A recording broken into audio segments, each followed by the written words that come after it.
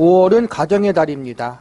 가정의 달을 맞이해서 오늘 포함하여 5월 몇 주간은 가정과 관련된 설교를 진행하려고 합니다.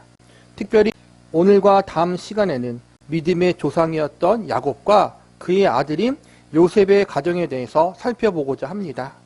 성경에서 믿음의 조상을 이야기하면 보통 3명을 꼽습니다. 제일 먼저는 아브라함이고 그 다음은 이삭, 그리고 마지막에 야곱입니다. 이 사람은 모두 부자지간입니다.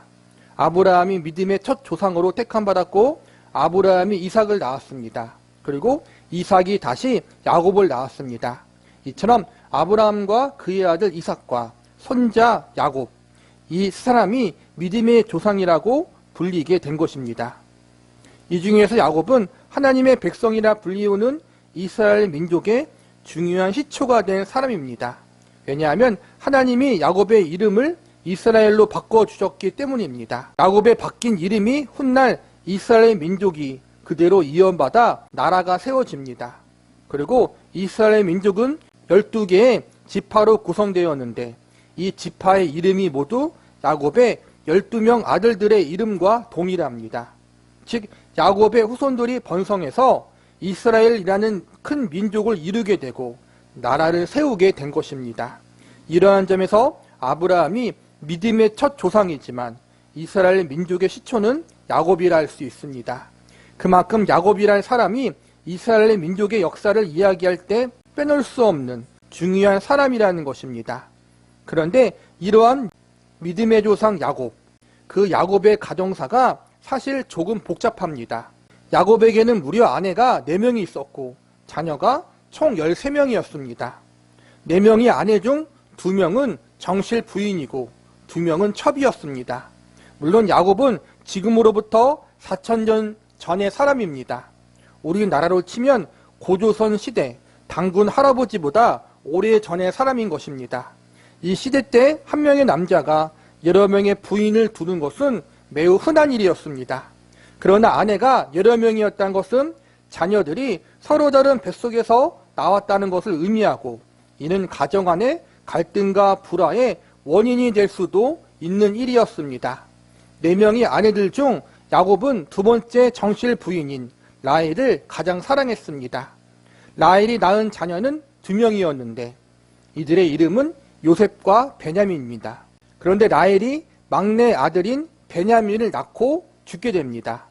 이로 인해 야곱은 가장 사랑하는 아내인 라헬을 평생 그리워하게 되고 그녀가 낳은 2명의 아들 요셉과 베냐민을 모든 자녀들 가운데 가장 아끼게 됩니다. 오늘 본문인 창세기 37장에는 이들 중에서 라헬이 처음 낳은 아들 요셉의 어린 시절 이야기가 기록되어 있습니다. 창세기 30장에 요셉이 태어났다는 내용이 나와 있는데 이후로 17년의 세월이 흘러 오늘 본문 창세기 37장에서 17세의 소년으로 성장한 요셉이 등장하고 있습니다. 그런데 여기서 우리가 주목해서 볼 점은 17세로 성장한 소년 요셉이 형들에게 미움과 시기를 받고 있었다는 것입니다. 본문 3절과 4절을 보시기 바랍니다.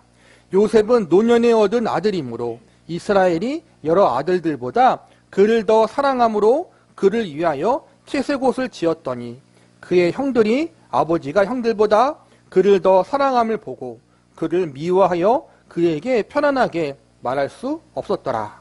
여기서 보면 아버지 야곱이 다른 자녀들보다 요셉을 더 사랑해서 형들이 시기하고 질투했다고 나와 있습니다.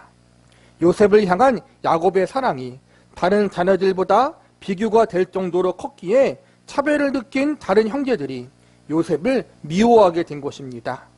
물론 야곱이 노년에 얻은 아들이기 때문에 또한 가장 사랑하는 아내가 맨 처음 낳은 아들이기 때문에 요셉에게 더 깊은 애정을 느낄 수 있습니다.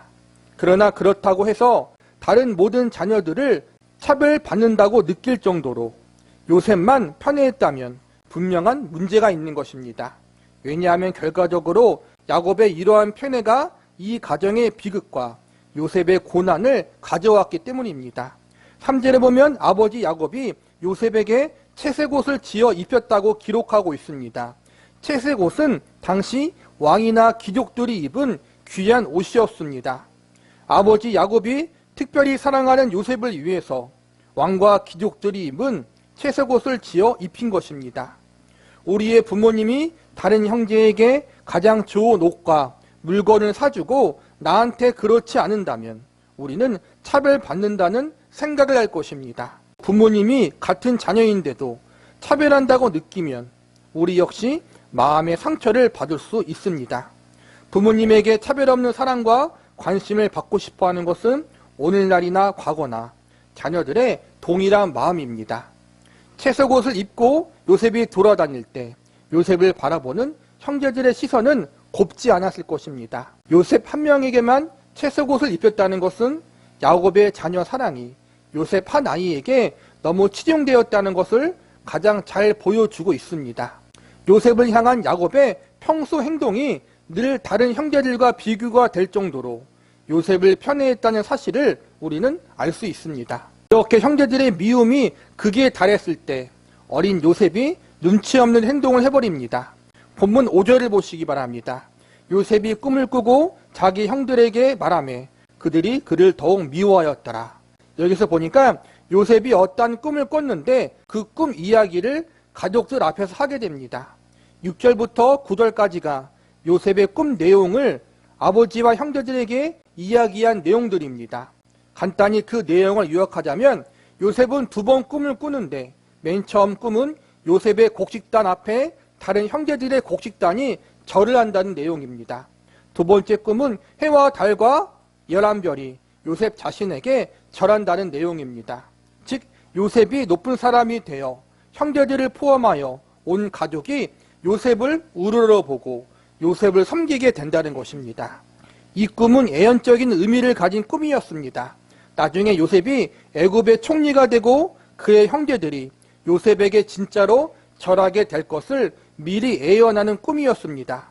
그러나 아직 이 꿈이 이루어지기까지 많은 시간이 필요했고 또한 많은 일들과 사건들이 벌어져야 했습니다. 이 꿈은 앞으로 이루어질 예언적인 꿈이지만 이 꿈의 이야기를 들은 다른 가족들의 마음은 불쾌했을 것입니다.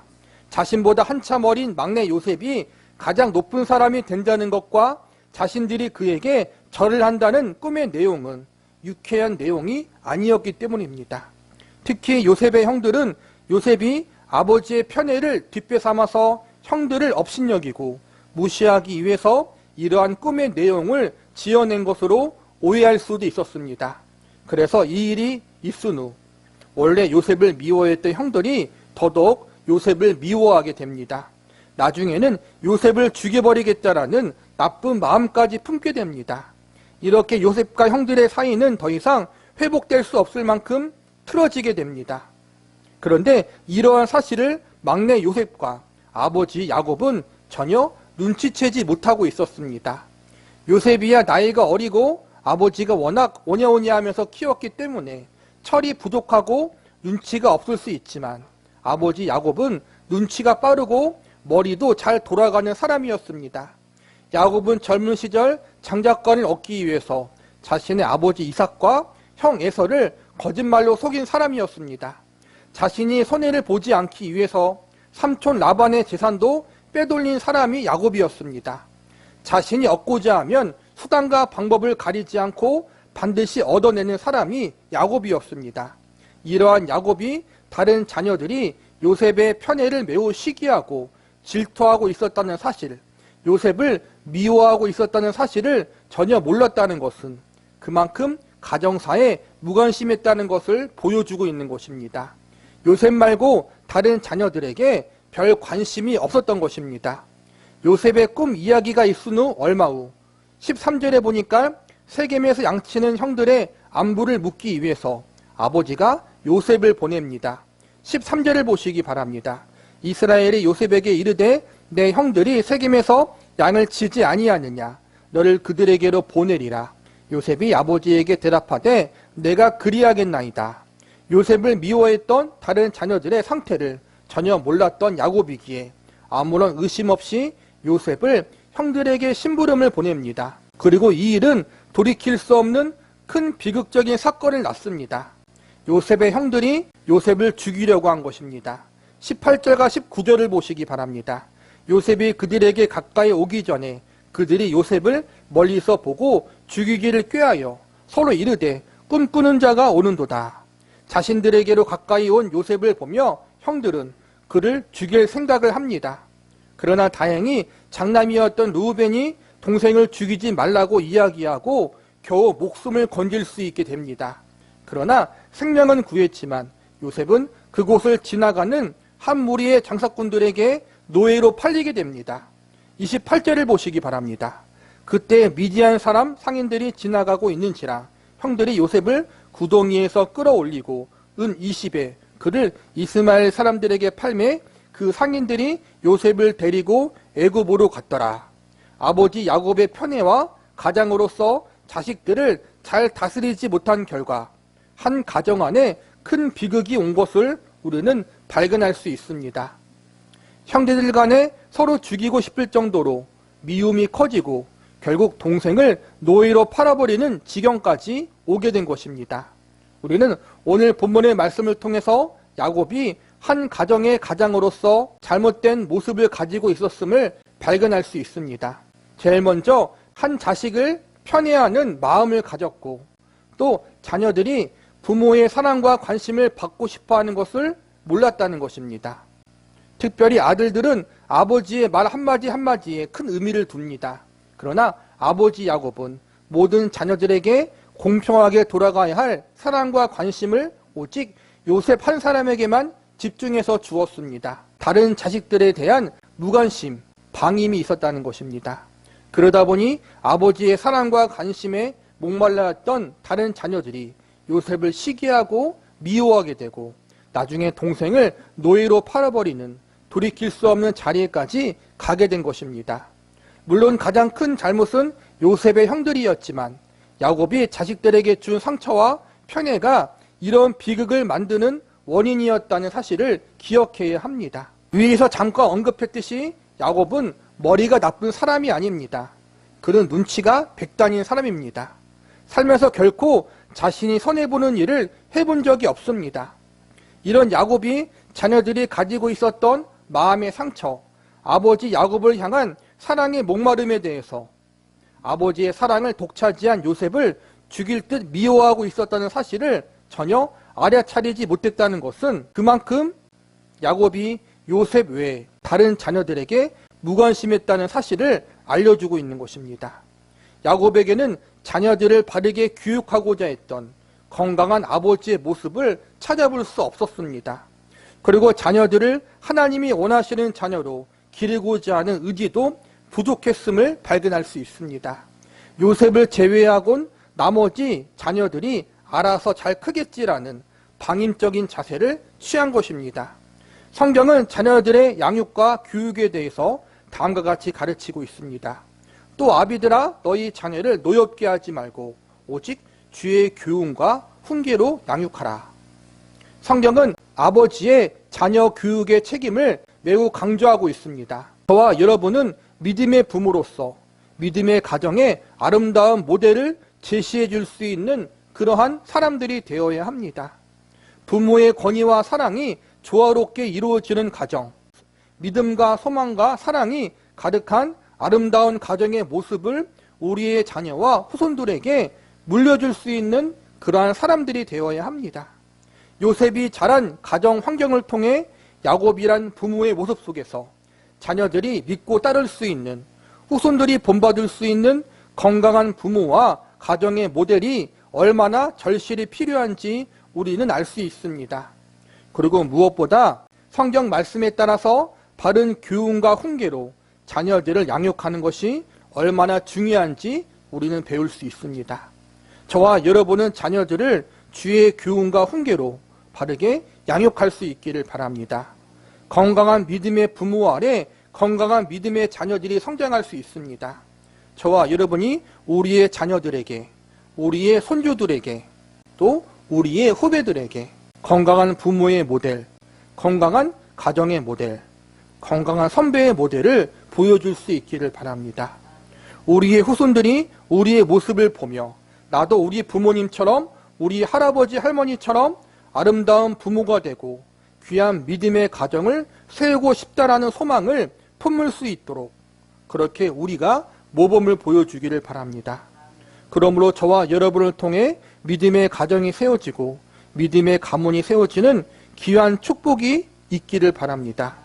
물론 말처럼 쉬운 일은 아닙니다. 자식 농사는 마음대로 되지 않은 것이 현실입니다. 그렇기 때문에 우리 부모들은, 우리 어른들은 먼저 자녀와 후손들을 위해서 하나님 앞에 무릎 꿇고 기도해야 합니다. 하나님께 지혜를 구해야 되고 하나님의 인도하심과 지도하심을 간구해야 합니다. 우리들의 자녀들에게, 우리들의 후손들에게 올바른 부모의 모습, 올바른 어른의 모범을 보여줄 수 있도록 그들을 하나님의 말씀과 교훈으로 잘 가르치고 양육할 수 있는 지혜를 허락해 주시기를 하나님께 기도해야 합니다. 또 우리 자신이 하나님 앞에 합당한 부모, 어른이 되기 위해서 우리 자녀와 후손들이 하나님 앞에 올바른 백성과 자녀로 자라나고 성장할 수 있기를 위해서 늘 하나님의 도우심의 은혜를 구할 수 있는 저와 여러분이 되기를 바랍니다.